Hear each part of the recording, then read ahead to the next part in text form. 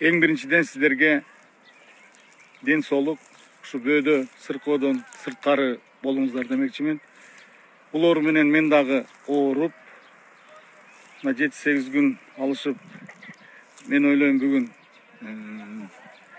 эми баягы акырына чейин болбосо дагы Кудайга шүгүр, баягы сакай жолуна түштүм деп ойлойм.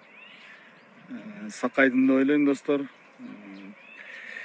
Эми айтып кое турган нерсе, ооруп аткандарга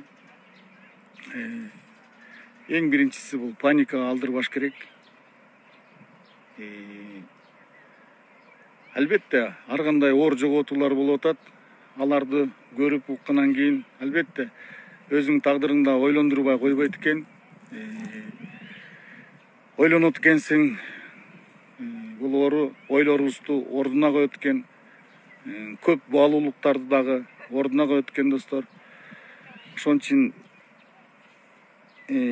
ушул денедеги вирустан гана арылгандын, анан врачтардын айтканын гана кылуу менен алек болушубуз керек. Ооруп аткандар паникага алдырсаңар, кайра оору күчөйт экенин биз баарыбыз билебиз, достор. Ошон үчүн паникага алдырмай жок. Барыңыздарга ден соолук, биздин көрө турган жакшы күндөрүбүз али алдыда, тойлорубуз дагы алдыда, достор. Концерттерибиз, жакшы ырларыбыз дагы алдыда, достор. Аманчылыкта көрүшөлү, оорубаңыздар.